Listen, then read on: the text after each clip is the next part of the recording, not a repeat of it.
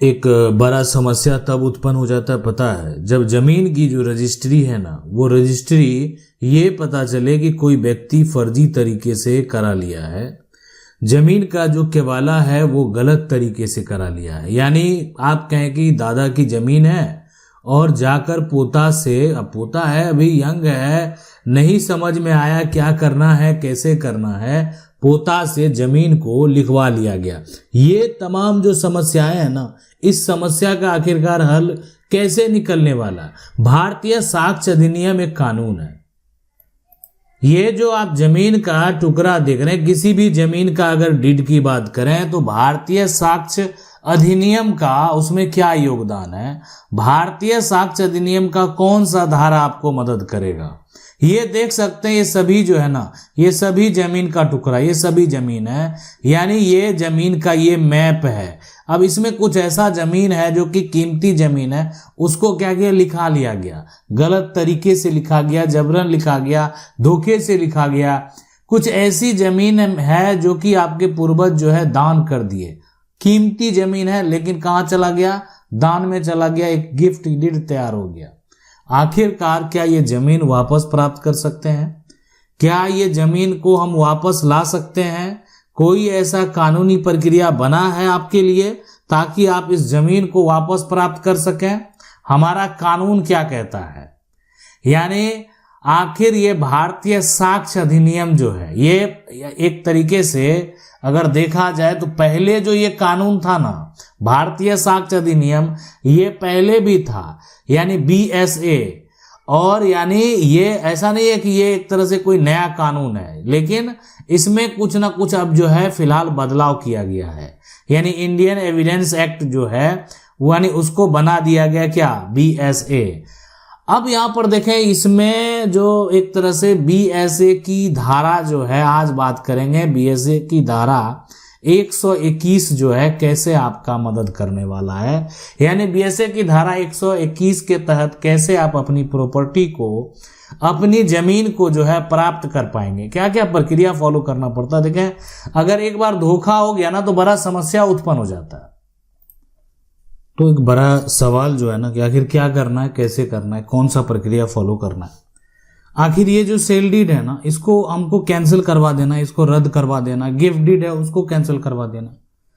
तो इसमें ये भारतीय साक्ष्य अधिनियम है ना, उसका जो धारा एक तरह से 121 है, ये कहती है कि यदि कोई व्यक्ति अपने कथन या कार्य से जो है एक तरह से जो चूक हो जाता है ना, और साथ में मान लेते हैं किसी व्यक्ति के ऊपर, किसी दूसरे व्यक्ति के ऊपर, किसी तथ्य पर मान लेते हैं विश्वास एक तरह से किया गया, लेकिन वो विश्वासघात कर लिया, और इसका क्या है, साक्ष्य, इसका क्या है, प्रूफ है।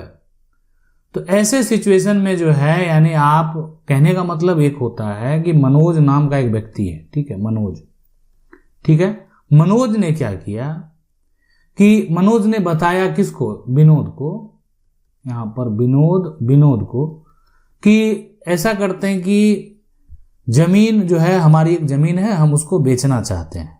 बी जो है, विनोद जो है बोला कि ठीक है हम खरीद लेंगे, और एक तरह से विनोद ने क्या किया, पैसा दे दिया। तो मनोज बोला विनोद को कि जमीन हम बेचना चाहते हैं। विनोद को लगा कि नहीं ठीक है हम ही खरीद लेते हैं, कहाँ ये दूसरा जगह जाएगा। तो विनोद को के पास पैसा था, और विनोद क्या किया, मनोज को पैसा दे दिया। बाद में मनोज जो है, यानी यह नहीं कह सकता कि रजिस्ट्री के समय वह जमीन का मालिक नहीं था। यानी रजिस्ट्री का जब समय आता है तो कथन से मुकर गया कि नहीं हम इसके मालिक नहीं है, ये तो जमीन हमारे चाचा के नाम पर है, उसी को ये है, वो लिखने के लिए नहीं आ रहे हैं। तो ये तो एक तरह से हो गया क्या, धोखा, पैसा ले लिया गया। अब ये बात से मुकरने वाली बात है धारा 121 BSA।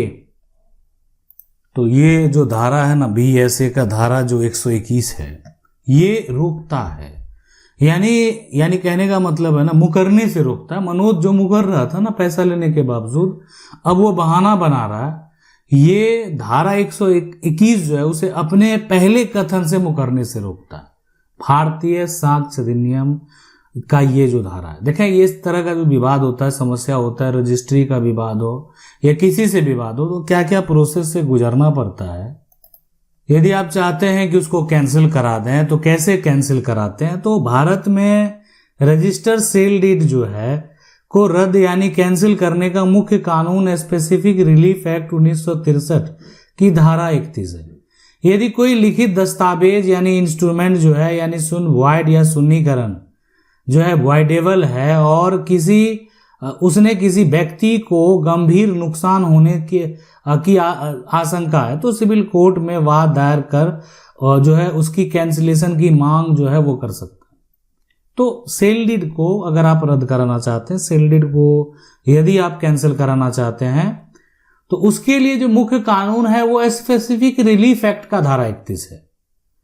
लेकिन मान लेते हैं कि क्या होता है कि कोई ऐसा व्यक्ति है जो कि जमीन को बेचने के लिए, मनोज जो था ना वो सही में मनोज को जमीन बेचने का अधिकार नहीं है, तो लेकिन अगर मनोज को बेचने का अधिकार नहीं है और फिर भी मनोज ने बेच दिया, तो धारा 31 के तहत आप उसको रद्द करवा सकते हैं, कैंसिल करा सकते हैं, और इसका मान्यता क्या हो गया, वॉइड हो गया, शून्यकरण हो गया।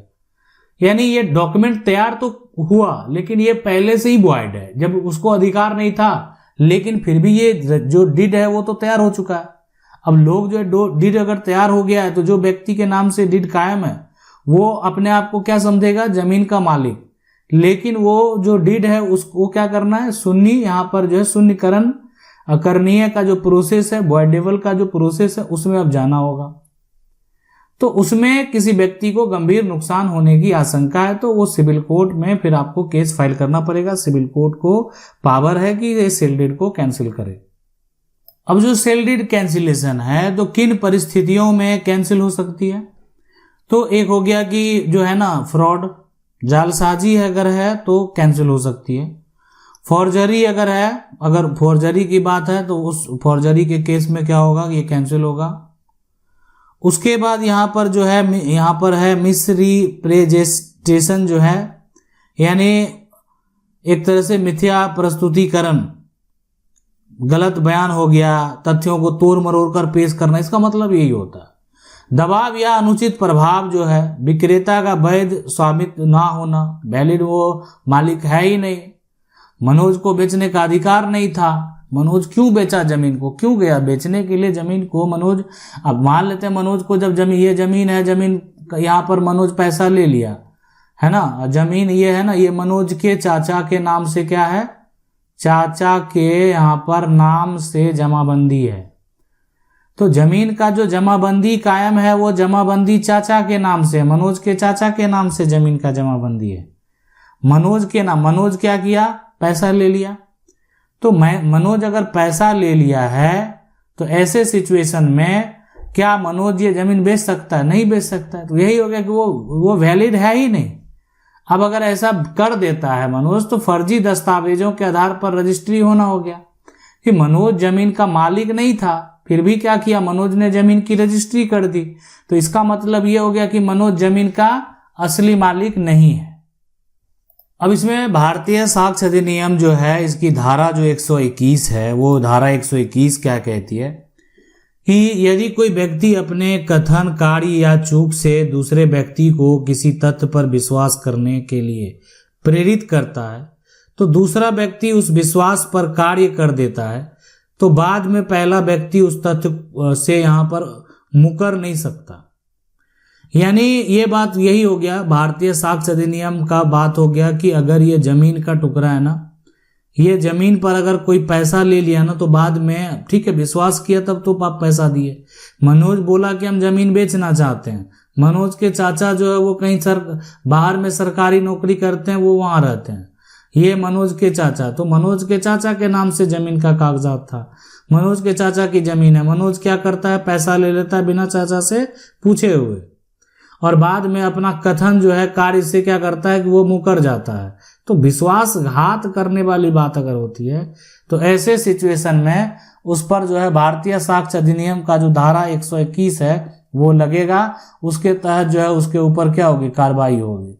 तो यहाँ पर देखिए दो कानून है, ये एक तो हो गया कि जो BSA है जिसका कि मान लेते हैं सेक्शन 21 120 121 जो है तब आप लगाएंगे जब आपको लगेगा कि नहीं यहाँ पर कोई बड़ा समस्या जो है वो उत्पन्न हो चुका है, कि जो एक तरह से है। दूसरा है कि सिर्फ ये कहने से तो नहीं होगा कि ये तो कैंसिलेशन भी जरूरी है, तो उसके लिए यहाँ पर जो होगा वो है स्पेसिफिक जो है, यानी रिलीफ जो है, रिलीफ एक्ट का यहाँ पर सेक्शन जो है 31।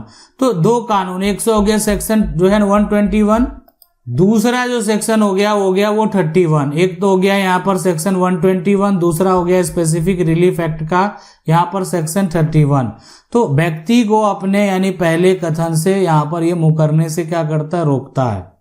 तो अब ये जो समस्या है ना, ये जो सिचुएशन है, ये जो कंडीशन है, तो जमीन का रजिस्ट्री अगर धोखे से हुआ, जैसे भी हुआ, अगर आप उसको कैंसिल करना चाहते हैं, रद्द करना चाहते हैं, या आपने जमीन की रजिस्ट्री नहीं की, दूसरा व्यक्ति जो आपके बदले जाकर जमीन का रजिस्ट्री कर दिया, ये सभी सिचुएशन, सभी कंडीशन में अगर आप चाहेंगे तो आपको क्या करना पड़ेगा कि आप जो है, जो भी जमीन का टुकड़ा है, आपका जो सेल डीड है यानी आपका जो गिफ्ट डीड है, तो आप एक वकील से संपर्क कर लेंगे। आप अपने जो नज़दीकी सिविल कोर्ट है, यानी नज़दीकी क्या, जो आपका यहाँ पर सिविल कोर्ट है, उस सिविल कोर्ट में आप जाएंगे, अपने जो है ना, आप एक वकील से संपर्क करेंगे जो सिविल लॉयर हैं, और ये जो है ना एक तरीके से वहाँ पर सिविल कोर्ट में केस फाइल करेंगे, रजिस्ट्री, यानी ये जो केस होता है ना, जो केस फाइल करना होता है सिविल कोर्ट में जाकर, यानी ये कैंसिलेशन का केस होता है। अब ये किस बात का, तो ये जो केस होता है ना, ये केस इसको बोलते हैं सूट फॉर कैंसिलेशन, यहाँ पर जो है कैंसिलेशन ऑफ सेल डीड, यानी ये एक सूट जो है ना जाकर फाइल होगा सिविल कोर्ट में, जो कि यानी सेल डीड के कैंसिलेशन का ये केस है, ये दायर किया जाता है। अब है कि यहाँ पर जो है, अब ये हो गया कि ठीक है ये दायर तो किया गया, लेकिन अब यहाँ पर बीएसए का क्या भूमिका, भारतीय साक्ष्य अधिनियम की अगर बात करें बीएसए, तो बीएसए का देखें यहाँ पर ये साक्ष्य की बात, जो भी आप आज कैंसिल कराना चाहते हैं ना, उसके लिए साक्ष्य चाहिए, उसके लिए एविडेंस जो है वो चाहिए। तो उसके लिए साक्ष्य के लिए जो है, यानी सबूत के लिए अब यानी बीएसए में तो आना ही पड़ेगा, ये महत्वपूर्ण होता है। तो यहाँ पर यही होता है कि आखिर जमीन की रजिस्ट्री किस प्रकार हुई, कहीं विश्वासघात तो नहीं किया गया, कहीं धोखा तो नहीं दिया गया, कहीं यहाँ पर जमीन का जो विक्रेता है वो फर्जी तो नहीं है। तो ऐसे सिचुएशन, ऐसे कंडीशन उत्पन्न होते हैं। आशा करते हैं वीडियो अच्छा लगा होगा। वीडियो को लाइक जरूर कर दें। चैनल को पहली बार देख रहे हैं, सब्सक्राइब करके जो बेल आइकन है उसको जरूर दबा लें। मिलते हैं अगली वीडियो में, तब तक के लिए जय हिंद।